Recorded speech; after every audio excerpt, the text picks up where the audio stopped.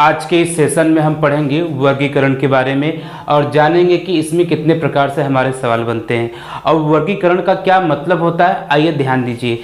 देखिए, जो वर्गीकरण का मतलब होता है कि उसमें देखिए आपको 4 प्रकार से या 4 तरह से विकल्प दिया जाएगा और उसमें आपको अलग करना होगा। इसको देखिए इंग्लिश में हम बोलते हैं क्लासिफिकेशन, ठीक है, क्लासिफिकेशन, ठीक है। या कभी कभी आप इसको देखेंगे कि विषम छांटिए, या इंग्लिश में एक नाम और बनता है ऑड वन आउट, ठीक है, ऑड वन आउट, या हम क्या कहेंगे विषम, ठीक है। मतलब विषम का मतलब किस तरह से आपको मिलेगा।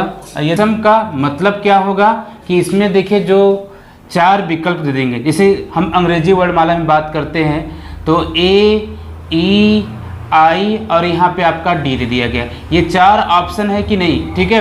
तो इसमें कहेगा कि आप विषम बताइए। तो विषम क्या हो जाएगा, देखिए ये सब क्या है आपके एक तरह से स्वर हो गए, ये आपका व्यंजन हो गया। जो अलग है उसी के बारे में बताना होता है। इसी को हम क्या कहेंगे, विजाति कहेंगे, ठीक है। विजाति, विजाति के मतलब जो आपका अलग हो, ठीक है, मतलब आपको अलग जो रहेगा उसी के बारे में आपको बताना होगा, ठीक है। तो आइए जानते हैं कि इसमें कितने प्रकार से हमारे सवाल बनते हैं। तो देखिए इसका जो होता है तो इसमें आपका देखिए 3 प्रकार से सवाल बनते हैं। एक आपका क्या रहेगा, संख्या पे आधारित रहेगा, ठीक है, पूरी तरह से क्या रहेगा आपका संख्या पे आधारित रहेगा। दूसरा क्या रहेगा आपका, हम कहेंगे कि जो अंग्रेजी वर्णमाला बनता है ना उसी के आधार पर एक कुछ सीरीज या पेयर देंगे तो आपको उसमें अलग निकालना होता है। और जो तीसरा होता है आपका, हम कहेंगे शब्द के आधार पर, या पूरी तरह से क्या हो सकता है जीके पे हो सकता है, या जितनी भी जानकारी आप लोग देखिए इसमें पढ़े होंगे ना, सादृश्यता में पढ़े होंगे, उसी तरह से इसमें भी आपका सवाल बनता है, ठीक है। ठीक, तो आया समझ में कि नहीं। वर्णमाला में किस तरह से बनेगा, देखिए संख्या की अगर हम बात करें तो संख्या में आपको दे दिया गया इस तरह से 25 दे दिया गया, ठीक है, 36 दे दिया गया, 49 दे दिया गया और आप 21 दे दिया गया। तो आप बताइए कि इसमें जो 25, 36, 49, 21, ये इसमें से विजाति बताइए, विषम बताइए या वर्गीकृत करिए, ठीक है। तो क्या होगा इसमें, तो देखेंगे तो ये एक पैटर्न बन रहा है ना, ये किसका वर्ग है आपका, ये आपका 5 का वर्ग है, ये आपका 6 का वर्ग है, ये आपका 7 का वर्ग है, ये आपका क्या है 11 का वर्ग है। तो वर्ग हो गया, लेकिन ध्यान देंगे तो जो 5 हो गया, 7 हो गया, 11 हो गया, ये सबके सब क्या हैं प्राइम नंबर है, लेकिन जो 6 है ये प्राइम नंबर नहीं है। तो इसका राइट आंसर क्या हो जाएगा, 6 हो जाएगा, ठीक है। आया समझ में कि नहीं। इसी तरह से आप देखेंगे जो वर्णमाला में किस तरह से आपका क्वेश्चन बनेगा।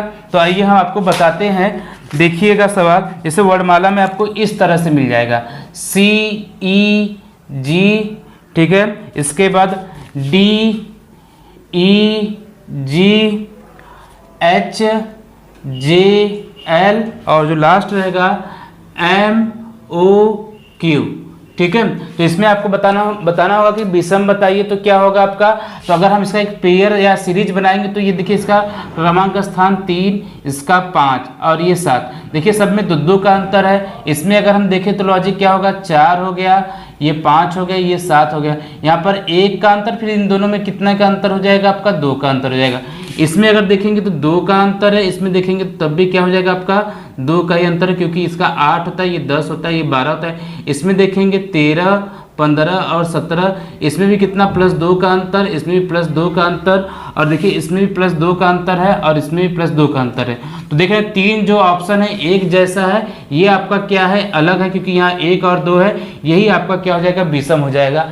तो देखिए इसमें इस तरह से सवाल बनता है। और जो शब्द हो गया, जीके हो गया, इस पे किस तरह सवाल बनेगा आपका, देखिए यहाँ पे दिया है सेब, ठीक है, फिर आपका यहाँ पे संतरा, ठीक, इसके बाद एक ठो अगला दे रहे हैं आप टमाटर, और लास्ट में है आपका गाजर है। तो आपको बताना है कि इसमें विषम बताइए या वर्गीकृत करिए, ठीक है। तो कैसे होगा, तो आप अगर नोटिस करेंगे सेब हो गया, संतरा हो गया, टमाटर हो गया, ये क्या होता है जमीन के ऊपर उगने वाले हैं, ठीक है।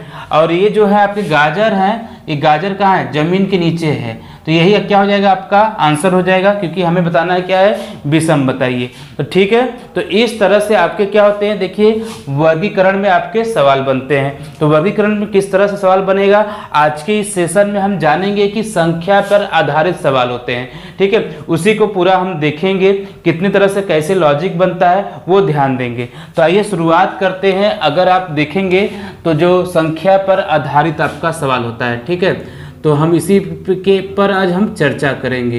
तो आइए ध्यान दीजिए, देखिए जैसे अगर हम संख्या पे बात करें तो आपका दिया है ऑप्शन ए दिया है, यहाँ पर जो पहला क्वेश्चन है ऑप्शन ए है 4 है, बी आपका है 3 है, और सी आपका है 6 है, और डी है आपका 9 है। तो इसमें आपको क्या करना है, विषम बताना है। तो विषम किस तरह से होगा, तो ध्यान दीजिए, जब आपका कभी भी 1 डिजिट का जब भी नंबर आ जाए तो उसमें सबसे पहले हम क्या चेक करेंगे, मतलब अगर एक अंक का आ जाए 1 डिजिट का, तो कुछ आप लॉजिक्स इसको इसमें हम अप्लाई कर सकते हैं। तो क्या लॉजिक अप्लाई करेंगे, तो उसमें सबसे पहले हम अगर देखें तो स्क्वायर देख सकते हैं आपका, ठीक है, स्क्वायर देखिए, या आप क्या देखेंगे, प्राइम नंबर देख लेंगे, अभाज्य संख्या। तो उससे हो सकता है आपका जल्दी से जल्दी आंसर आ जाएगा। ठीक है, तो देख रहे 4 भी स्क्वायर है, ठीक है, 3 क्या है, एक प्राइम नंबर है, 6 क्या है आपका एक 3 का ही मल्टीपल है, और जो 9 है ये भी क्या है, 3 का ही मल्टीपल है।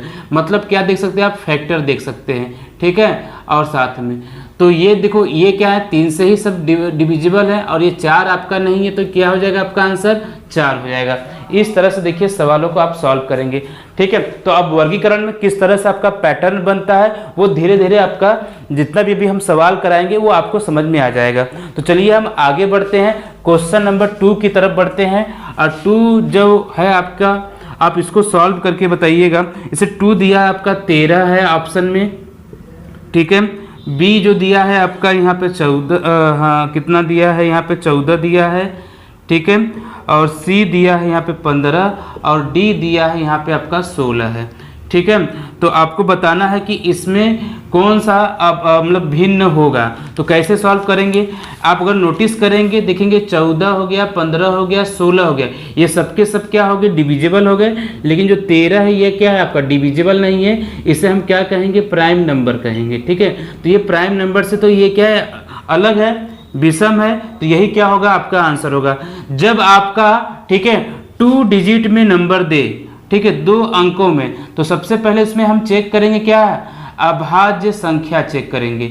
ठीक है, अभाज्य संख्या, इसके बाद हम देखेंगे वहाँ पर स्क्वायर देखेंगे, मतलब वर्ग देखेंगे, फिर क्या देखेंगे, घन देखेंगे, और लास्ट में फैक्टर देखिएगा, जो जिसे हम कहते हैं गुणनखंड है। तो इस तरह से आप इसको जो 2 डिजिट का जो अंक आते हैं उसको सवाल को आप आसानी से सॉल्व कर सकते हैं। ठीक है, तो लॉजिक क्या है आपको तो समझ में आ रहा होगा। ठीक है, तो इसी तरह हम और आगे बढ़ते हैं। अगर देखिए कुछ भी डाउट रहे, ठीक है, तो आप हमें कमेंट करके पूछ सकते हैं। ठीक, अगर आपने चैनल को सब्सक्राइब नहीं किया है तो सब्सक्राइब कर लीजिए, ताकि आपको नोटिफिकेशन मिलता रहे, जिससे आपको जितने भी तरह से आपके एग्ज़ाम होते हैं उस पर हम वीडियो ला सकें और हमें भी सपोर्ट मिलता रहे। ठीक है, तो आइए हम अगले सवाल की तरफ बढ़ते हैं। क्वेश्चन नंबर हम 3 की बात करते हैं। तो जो क्वेश्चन नंबर 3 आपका दिया है यहाँ पर, ठीक है, जो है ऑप्शन में पहला जो है 70, ये ऑप्शन नंबर मतलब क्वेश्चन नंबर 3 70 हो गया। ठीक है, ये ए है, बी आपका दिया है 80 दिया है, सी दिया है आपका यहाँ पर 84 दिया है, और जो डी दिया है आपका 90 दिया है। ठीक है, तो बताना है कि इसमें से कौन भिन्न है, विषम है, ऑड वन आउट है, जो भी आपको नाम बुलाना है उससे आप बुला सकते हैं। तो अगर हम देखें तो फैक्टर की बात करें, देखिए यहाँ पे क्या है, ये 10 का फैक्टर है कि नहीं, 10 का मल्टीपल है, ये भी 10 का मल्टीपल है, और ये भी क्या है आपका 10 का मल्टीपल है। जो 84 है ये आपका 10 का मल्टीपल नहीं है। तो ऑप्शन कौन सा सही होगा आपका, ऑप्शन नंबर जो है 3 आपका सही हो जाएगा। आइए क्वेश्चन नंबर हम 4 की तरफ बढ़ते हैं। क्वेश्चन 4 है आपका यहाँ पे दिया है, मतलब कि जो ए ऑप्शन है 1629, ठीक है, ऑप्शन बी है आपका यहाँ पर 3418 है, ठीक है, और सी है यहाँ पे 2349 है, और डी है यहाँ पे आपका 18 34 है। तो कौन सा ऑप्शन आपका सही होगा, आइए नोटिस करते हैं। तो देखिए जब भी 4 अंकों में मिले या 3 अंकों में मिले तो हम क्या करते हैं, उनके आपस में जोड़ते हैं ना। तो पहले देखिए 4 डिजिट का है, तो आइए हम आपको बताते हैं कि 4 डिजिट में क्या करते हैं हम लोग। तो देखिए 4 डिजिट का जब भी आपको इसमें पैटर्न का सवाल मिले तो क्या करना है, जो उनके अंकों का योग है ना उसको हम क्या कर देंगे, आपस में जोड़ेंगे। ठीक है, जैसे यहाँ पे है आपका 1629 है, तो अंकों का योग हो सकता है, मतलब उनको मैथमेटिकल ऑपरेशन में हम कन्वर्ट करेंगे, अंकों का योग। और दूसरा क्या रहेगा आपका, इनमें जैसे हम बोल सकते हैं कि वर्ग चेक कर सकते हैं, ठीक है, या तो घन चेक करेंगे या इंडिविजुअल जो अंकों का योग होता है उससे हम सवाल लगाएंगे। इससे क्या रहेगा आपका, जल्दी से जल्दी सवाल को सॉल्व कर सकते हैं। ठीक है, जैसे यहाँ पे आप देख रहे हैं, तो देखिए अगर हम 1 + 6 + 2 अगर इनको आपस में जोड़े तो कितना मिलेगा, हमें 9 मिलेगा। इस तरह से इसको आप देख रहे हैं 3, 4 और 1 है, इनको जोड़ेंगे आपस में कितना मिलेगा, आखिरी संख्या मिल रहा है। इसी प्रकार देखिए इसमें करेंगे तो 2, 3, 5, 4, 9, तो ये अंतिम संख्या मिल रहा है। अगर इसमें हम चेक करें तो 9 और 9, 3, 12 को आपस में जोड़ेंगे तो कितना मिलेगा, 3 मिलना चाहिए, लेकिन यहाँ पे कितना है आपका 4 है। यही आपका क्या हो गया, भिन्न हो गया, और यही आपका आंसर हो जाएगा। देखिए क्वेश्चन नंबर जो आपका 5 है, इस पे ध्यान देते हैं। आपको इस तरह से दिया जाएगा 52, 61, ठीक है, ये ऑप्शन ए हो गया। ऑप्शन आपका बी है यहाँ पे 72, 81, ठीक है। ऑप्शन सी है आपका यहाँ पर 54, 63, ठीक है, और डी है आपका यहाँ पर 33, 41, ठीक है। अब इन सवाल को हम कैसे सॉल्व करेंगे, तो आइए ध्यान दीजिए, जब भी आपका पेयर पे सवाल आएगा तो उनके बीच में सबसे पहले हम क्या निकालेंगे, अंतर निकालेंगे। फिर या अंतर से अगर सवाल आपका लॉजिक नहीं बैठेगा तो क्या करेंगे, गुणनखंड, उनके जो मल्टीपल्स होते हैं ना उससे हम सॉल्व करेंगे। तो सबसे पहले देखिए अंतर निकालते हैं। इन दोनों का कितना अंतर होगा, यहाँ पे आप देखेंगे 9 का अंतर होगा। इन दोनों में देखेंगे कितने का अंतर होगा, 9 का होगा। इन दोनों में देखेंगे कितने का अंतर हो रहा है, 9 का हो रहा है। लेकिन इसमें देखेंगे तो कितना आएगा आपका, 8 आएगा। देखिए अंतर से तुरंत सवाल आया कि नहीं, तो यही आपका ऑप्शन क्या हो जाएगा, सही हो जाएगा, क्योंकि यही आपका क्या है, विषम है, अलग है। ठीक है, आइए क्वेश्चन नंबर हम 6 की तरफ बढ़ते हैं। 6 जो आपका दिया है यहाँ पर, ऑप्शन ए दिया है जो आपका 4, 16, ठीक है। ऑप्शन बी है यहाँ पे आपका 8, 24 है, ठीक है। ऑप्शन सी है यहाँ पे आपका 14, 26, ठीक है, 14, 26। ऑप्शन डी है यहाँ पे आपका 16, 26 है। तो इसको कैसे सॉल्व करेंगे, तो आइए ध्यान दीजिए। अगर आप देखेंगे तो अंतर यहाँ देखिए 16, मतलब कि यहाँ 12 का अंतर है, यहाँ 8 का अंतर है, यहाँ 12 का, तो मतलब कोई मिल नहीं रहा है ना। ठीक है, तो सबसे पहले क्या करिए, देखिए इसमें ये क्या एक दूसरे के गुणनखंड है कि नहीं। देखिए 24, हम लोग जो कि 4 का क्या हो जा रहा है, यहाँ पे वर्ग होके हमें कितना मिल रहा है, 16 मिल रहा है। लेकिन ये क्या है, मल्टीपल है, इसमें अंतर है, ये मल्टीपल तो है नहीं, और इसमें 10 का अंतर है। तो सही आंसर क्या होगा आपका, ऑप्शन नंबर ए हो जाएगा, जो आपका राइट आंसर है। आइए अगला सवाल है आपका क्वेश्चन नंबर हम 7 की बात करते हैं। ऑप्शन ए दिया है आपका 2 दिया है, ऑप्शन बी दिया है यहाँ पे 4, ऑप्शन सी दिया है यहाँ पे 16, और ऑप्शन डी दिया है यहाँ पे 36 है। तो इसका राइट आंसर क्या होगा, अगर आप नोटिस करेंगे हम 1 डिजिट में और 2 डिजिट में बताए हैं कि सबसे पहले क्या चेक करिएगा, अभाज्य संख्या। देखिए ये सब ने सब क्या है, 4, 16 और 36 है। ये आपका वर्ग है, 2 का वर्ग है, ये 4 का वर्ग है, ये 6 का वर्ग है। लेकिन 2 क्या है, एक तरह से अभाज्य संख्या है, यही क्या हो जाएगा, आपका आंसर हो जाएगा। ठीक है, आइए नेक्स्ट सवाल बढ़ते हैं। आप जो है क्वेश्चन नंबर 8 की तरफ बढ़ते हैं। 8 दिया है आपका 13 दिया है, ठीक है। 17 जो ऑप्शन है, मतलब ये ए हो गया, ये आपका बी हो गया, सी दिया है आपका 29 दिया है, डी दिया है आपका यहाँ पे 87 दिया है। तो इसमें आपको बताना है कि कौन सा ऑप्शन सही होगा, मतलब विषम कौन सा होगा। तो देखेंगे जो 13, 17 और 29 आपको देख के ही लग रहा होगा ये क्या है, आपके अभाज्य संख्या है, और जो 87 है ये आपका क्या है, अभाज्य संख्या नहीं है, क्योंकि ये 29 का मल्टीपल है, यही आपका क्या हो जाएगा, आंसर हो जाएगा। आइए क्वेश्चन नंबर हम अगले तरफ बढ़ते हैं। ठीक है, कौन सा है, क्वेश्चन नंबर हमारा 9 है। तो आइए ध्यान दीजिए, 9 क्या है आपका 191, ए है, बी दिया है आपका यहाँ पर 200 दिया है, सी दिया है यहाँ पे आपका 808 दिया है, ऑप्शन डी दिया है यहाँ पे 1331 दिया है।